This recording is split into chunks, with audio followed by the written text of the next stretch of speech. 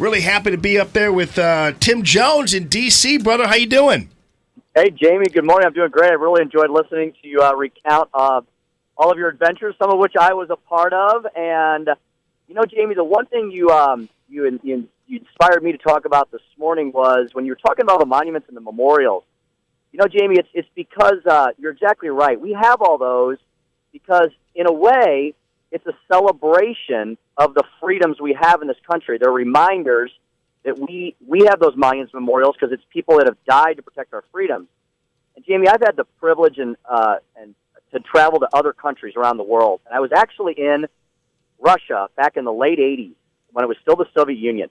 And they have a lot of monuments over there, Jamie. Some of them I know have been pulled down, but a lot of their monuments are not meant to inspire joy and freedom, but meant to inspire fear. There was a lot of monuments back that time of Stalin and Lenin, and they're very grim, right, dark-looking monuments. The power of government versus celebrating freedom from government. Well, all these monuments that I showed Aiden are, and as I explained to him once we were finalized our trip at Flight 93 Memorial, was that keep in mind these are all representative of people power. As opposed to government power, and as white and alabaster and stony as everything is, there is plenty of passion and heart and soul behind them. Now, back to D.C. though, and back to the protests. You see, the protesters are all going to be charged with federal felonies, which means that they're basically, and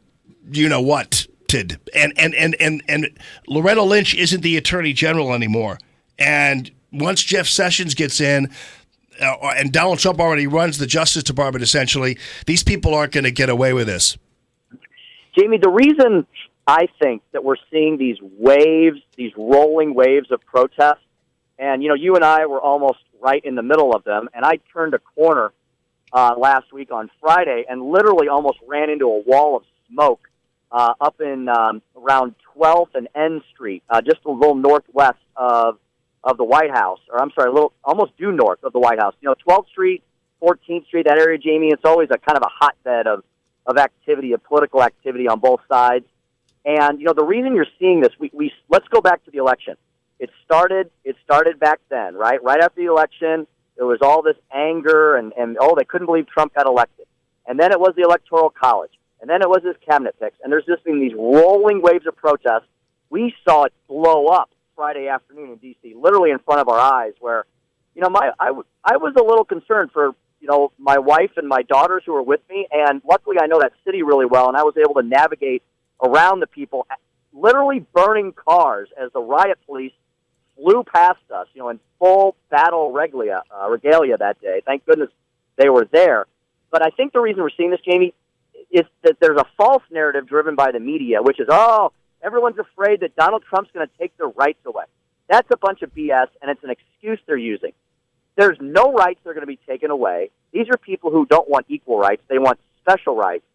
Here's the reason you're seeing these rolling waves of protest. Every day, every week was something that happened.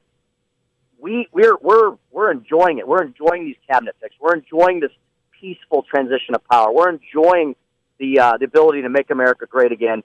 They're realizing every day, Jamie, that their power has been taken away from them. Right. Power that they've enjoyed for nearly a decade. And we didn't come this far to be focused on your dumb pink hats. I mean, that's just not going to happen. And, the news is dominated by it, and all these people think that they have some kind of movement, some kind of revolt going around. Madonna's going to get bored like all the rest of these hacks will be, and at some point they will determine and finally watch the end of Ferris Bueller's Day Off that this election's over, and I don't care about your pink hats, and I don't care about your false, crazy, paranoid worries. Thank you, Tim Jones. Always good to see you, buddy. KFTK.